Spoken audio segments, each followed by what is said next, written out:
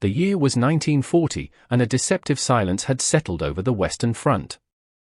For 8 months, the world watched a strange, frozen conflict known as the Phoney War, where the great powers of Europe stared at one another across a border of concrete and barbed wire. In the minds of the French High Command, time was an ally. They looked at their maps and saw the Maginot Line, a masterpiece of subterranean engineering, and felt the comfort of a fortress that could not be breached. They possessed more tanks than the Germans, larger artillery pieces, and a colonial empire that provided a seemingly bottomless well of manpower. But beneath this facade of imperial strength, the French military was a hollowed-out shell, paralyzed by a defensive doctrine that was already 20 years out of date. The tragedy of 1940 was not a lack of courage, nor was it a lack of steel. It was a systemic failure of imagination. General Maurice Gamelin, the commander-in-chief of the Allied forces, operated from the Vincennes headquarters without a single radio set. He believed that the speed of modern war would mirror the slow, grinding attrition of the First World War. He relied on motorcycle couriers to deliver orders that were often obsolete by the time they reached the front. While the French army thought in terms of days and weeks, the German Wehrmacht was beginning to think in terms of minutes and hours. The stage was set for one of the most lopsided military catastrophes in human history. The German plan, known as Case Yellow, was a gamble of staggering proportions.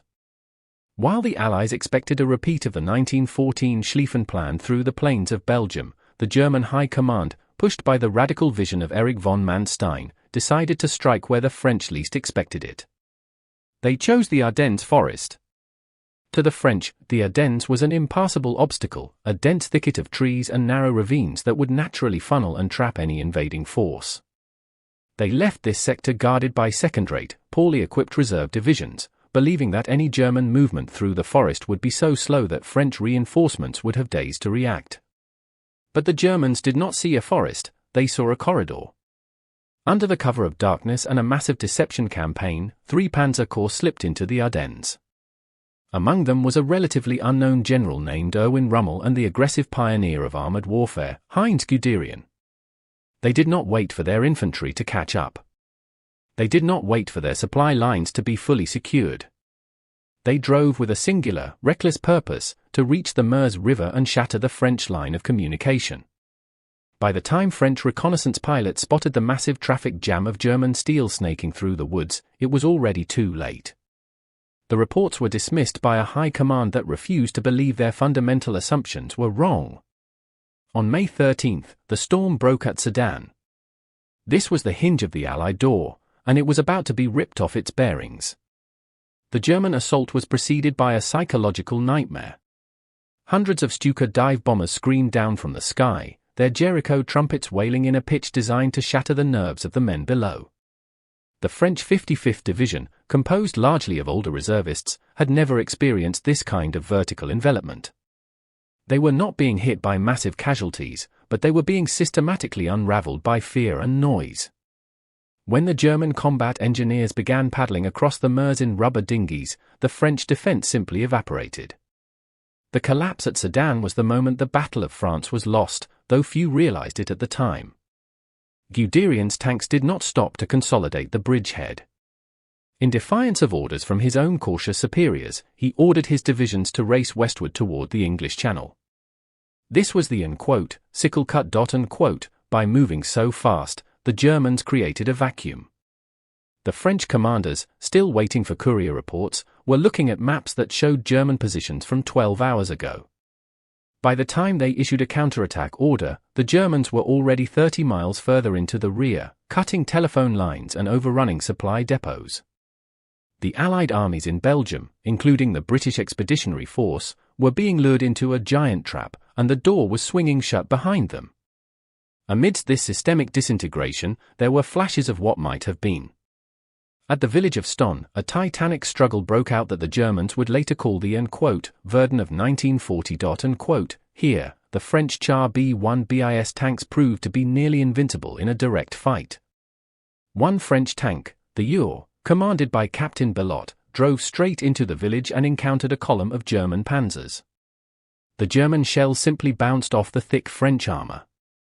Belot's tank systematically destroyed 13 German tanks and 2 anti-tank guns before withdrawing, virtually unscathed. It was a demonstration that, on a tactical level, the French soldier was more than a match for the invader. But these individual heroics were disconnected. There was no overarching strategy to capitalize on these local successes. A young colonel named Charles de Gaulle attempted a counterattack at Montcornet with his 4th Armored Division. He managed to push the Germans back and take hundreds of prisoners, but he was operating in a vacuum. He had no air cover, his tanks were running out of fuel, and the French High Command provided no reinforcements. De Gaulle realized with bitter clarity that the French army was a headless giant, its limbs twitching ineffective but isolated spasms while the brain remained paralyzed in a bunker in Paris.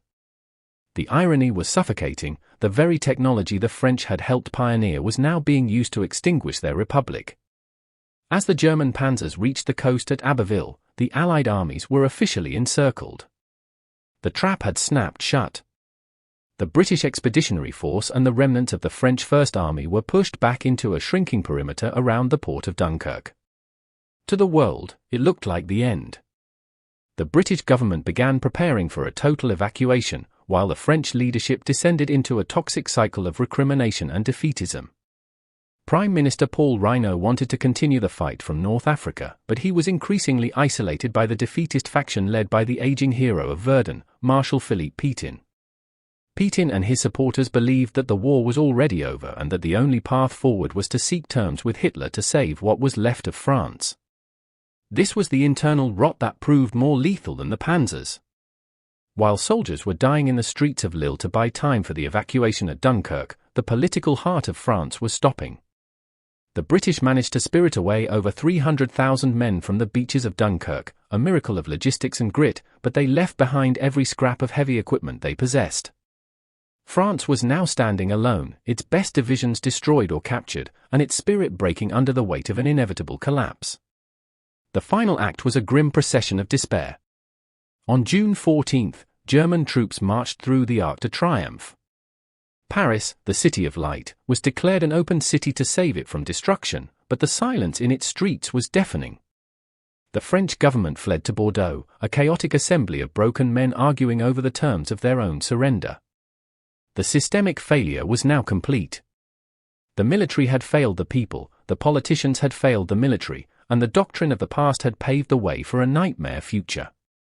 Hitler, in a fit of vengeful theatre, insisted that the armistice be signed in the exact same railway carriage where Germany had surrendered in 1918.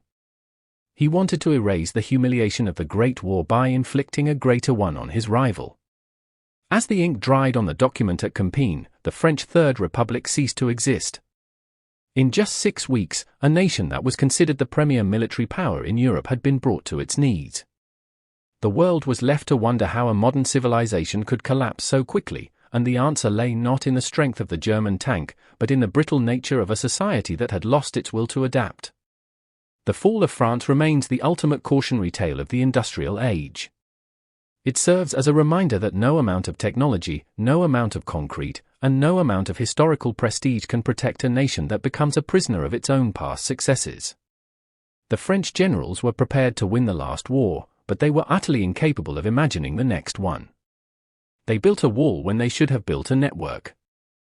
They sought security in stillness while the world around them was moving at the speed of an engine. History is a relentless judge of those who refuse to change. The tragedy of 1940 was not just a military defeat, it was a philosophical reckoning. It proved that in the crucible of total war, the gap between reality and perception is filled with the bodies of the brave and the ruins of empires. The ghosts of Sedan and the Ardennes still whisper to us today, a haunting refrain that the greatest danger to any civilization is not the enemy at the gates, but the complacency within them. The sun set over a conquered Europe, leaving a continent in darkness, waiting for a dawn that was still 5 long, bloody years away.